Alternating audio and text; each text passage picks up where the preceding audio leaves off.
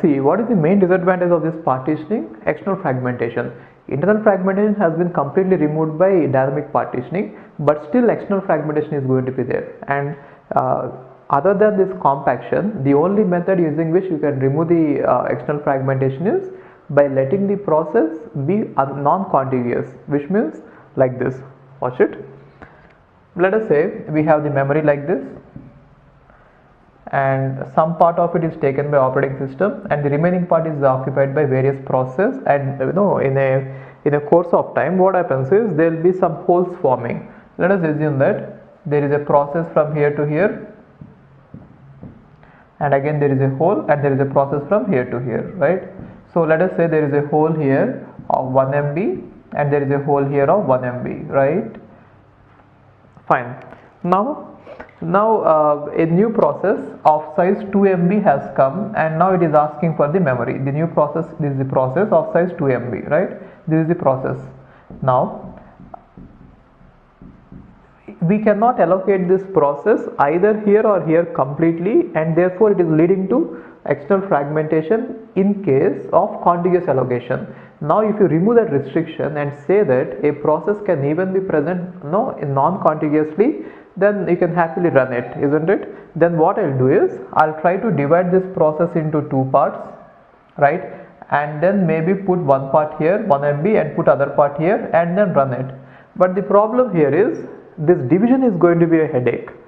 The reason is here you got 1 MB, 1 MB, and sometimes you might get 1 MB, 2 MB, 3 MB, like that. Holes will be created randomly, right?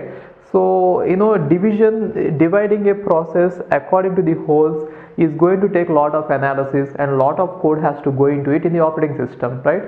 So better than this, they have come up with another solution. What they did is, we could expect that at any time the process would have to be might have to be divided. Then what is that they are proposing is, so if there is a process, you don't wait till the point where it might have to be divided, you just divide it right away.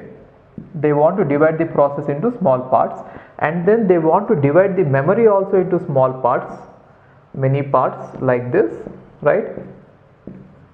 In such a way that each part is able to hold one part of this, and this part, the small parts in which the process is divided, this is called as a page, and the small parts in which main memory is divided, these are called as frames. And the names are so chosen in such a way that it is logical. A frame is going to hold a page, right? And a page is going to go and sit there. Now whenever you have these frames in a non-contiguous manner, you can directly take some pages and you place them in a non-contiguous manner without worrying about how to divide them. If it is already divided, then operating system need not worry about it, right? And I think you understood this, right? So why we need it is, we don't want to divide it randomly whenever the requirement has come. We are going to initially divide it and then use it. So maybe so now you understood this. This is a page. Page is nothing but dividing the process into small parts. Then each part in a process is called as page, and dividing the memory into small parts. Each part in the memory is called a frame, in such a way that the division is happening in such a way that the page size and the frame size both are same, which means a main memory frame will be able to hold a process page. That is the concept. So what is the advantage of this paging is, now let's see this. I'll just show you how it works really and what we should be doing about this.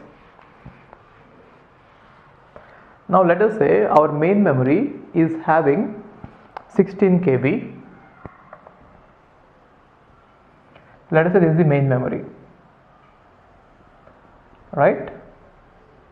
And main memory is having 16 KB, and assume that I am having 16 KB, and assume that I am having pages in such a way that each page is of size 1 KB. Then how many pages? Okay, it is frames.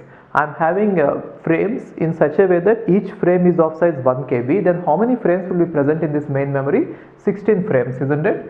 1, 2, 3, 4, 5, 6, 7, 8, 9, 10, 11, 12, 13, 14, 15 and 16 frames, right? So let me number the frames. Frame number 0 1 2 3 4 5 6 7 8 9 10 11 12 13 14 15. So 0 to 15 is 16 frames, right? And now say I have 4 processes running or 4 processes in use, and each process is again divided into pages in such a way that the page size is also 1 KB. I told you the page size and the frame size both have to be same, so that you need not divide it, we can directly place it there. Now let us say I have 4 processes, P1 which contains 4 pages and each page is 1 KB again, right? And then P2 which contains 4 pages, and then P3 which contains 4 pages, and then P4 which contains 4 pages. Assume that the process P1 has to be loaded into the main memory and it has to run. Initially, when all the pages or when all the frames are free, you need not go for non-contiguous allocation. That is madness. Whenever you have a chance to load the process at one place, load it, right? Since you have the liberty to load it at random places, I mean non-contiguously, you need not take it and put it at various places, right? So initially, when you have the chance to run it put it at the contiguous places, put it. So now let us say process P1 has been occupying all the 4 frames of the memory, and then process P1, and then assume that process P2 has come for execution, and then we are going to allocate it 4 frames, right? So process P2 has 4 pages and all the 4 pages are loaded into 4 frames. Similarly, process P3 is again loaded into 4 frames, and process P4 is loaded into 4 frames, right?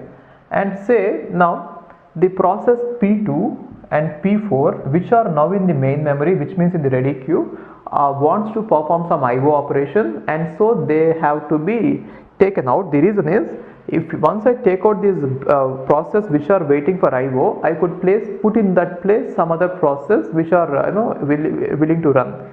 So assume that I have pulled out P2 and P4, which means during the course of the execution either P2 and P4 got completed or P2 and P4 got blocked because of some event, and therefore I am going to take them out and then put them back in the hard disk, so that I can take other process and put it in the main memory so that it could run. So now I am going to take it out, P2 and P4, and when I pull out P2 and P4, right, now there are gaps in the main memory, right? So in case if there is no this paging concept, then you could think of this as a gap, isn't it? These are holes. In case if this is contiguous allocation of dynamic allocation, then these can be compared as holes, right? And these 2 holes might not be useful later if a process wants to use them completely, but because of the paging, the advantage is this. Now let us say we have a process P5, right, which has 8 pages, 1 2 3 4 5 6 7 8 pages. Then if the requirement of P5 is 8 pages, even though the 8 pages are not contiguous, 8 frames are not contiguous, you can take 8 pages of P5 and you can allocate them in the non-contiguous region. So this is how external fragmentation can be eliminated. So now P5 can be loaded here. P5, P5, P5, P5, P5, P5, P5, P5, right? So that is how P5 can be loaded. Fine, understood this concept? Now using this concept, I'm saying that you can avoid the external fragmentation completely, right? So even though the memory is at without any compaction, we are going to use the memory which is not contiguous, but then it is going to present us with more challenges. Here the problem is, how are you going to map the addresses?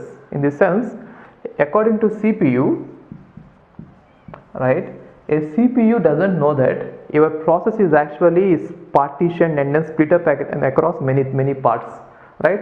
So CPU is going to generate an address asking for something belonging to a process, and that address we call it as logical address, right? So here the problem is this: since we are going to put a process and then again pull it out and again put a new process, I cannot go for load time binding. Load time binding means I cannot ask a loader to convert the that relocatable addresses to absolute addresses. If that is done by the loader, then we will not be able to pull one process out and again put it back, and again let us say next time P2 might have to be kept in some other location. We cannot do that. When the processes have to be moved around even after loading once, then we need runtime binding. So whenever we need runtime binding, we are not going to convert that relocatable addresses to absolute addresses during the load time, and this has to be done during the runtime, which means whenever any process CPU asks for address on the go, this address has to be converted to the actual address, that is called physical address. Now we need something in the middle which is called as memory manager, right, or memory management unit, which will take the address generated by CPU and then it should convert it into the actual address. I'll take an example and explain you. Watch it. Now let us say CPU is running the process P5 and it wants some address from the P5, from this one of P5, and it doesn't know that P5 is actually present in parts like that in the main memory. Then it will think that P5, CPU will generate the addresses as if they are relocatable, which means CPU will generate the addresses assuming that the process is starting at address 0 and it will count like this 0, 1, 2, 3 like this, but then they are relocatable addresses which are not absolute addresses. Therefore there has to be some method of conversion. Do you remember how we converted in case of partitioning? We had a register which is called as relocatable register, which is going to contain the base address, and to that base we are going to add something and then we are going to get the physical address, isn't it? Please go back to that relocation. There you have got it. There I explained it clearly. Now here also we need something like this using which we'll be able to convert this logical address, which means CPU is thinking that the process is running from 0, 1, 2, 3 like this, but then process is not running like that. Process is at some other point, right? Now whenever some logic address is generated by CPU, it has to be converted to the physical address, and therefore that physical address should point to the exact location, isn't it? So we need something called as memory management unit or memory manager. Now how that memory management should perform is, see this, assume that CPU is asking for, it is running P5 and it is 0 and 1. So from the page number 1, this is page number 0, page number 1, from page number 1 of P5, let us say it wants the 10th word. From page number 1 it wants the 10th word. That is what CPU wants. And now if you watch it, the page number 1 of P5 is loaded in page number 5, frame number 5 of main memory. Therefore the 10th word in first page of P5 is equal to 10th word of 5th frame in the main memory, isn't it? So whatever address is given, you have to split it first into two parts. What is the page number it is asking and what is the offset? Let us say the page number is, are you understanding it? I'll take an example and I'll explain you, don't worry. So whatever address CPU is asking, we have to split it into two parts. One is what is the page number and other is what is the offset, right? So let us say it is asking for page number 1 and the word number 10, right? Then word is nothing but a byte. So in this case, okay, don't worry about it, word and byte, I'll explain that concept later. For now understand that it is a byte, okay? Let's not use the word, it is byte, which means in page number 1 I want the 10th byte. That is what I want from the CPU. CPU's address, right? So CPU's address has been broken down in such a way that from page number 1 I want the word number 10, right?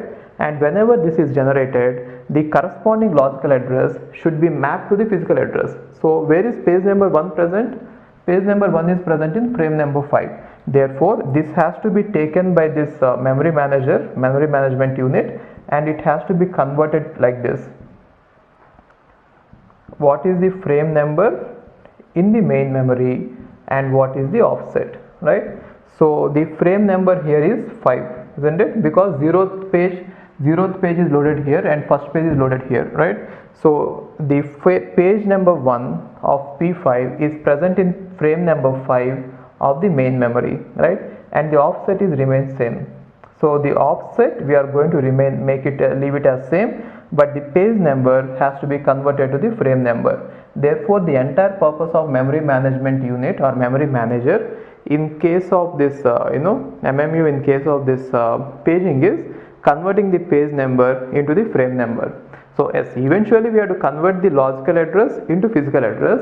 In order to convert the logical address into physical address, we are going to convert the page number into the frame number. I think I have given you the conceptual view of the concept, but then let me get into the details and I'll show you how it is done.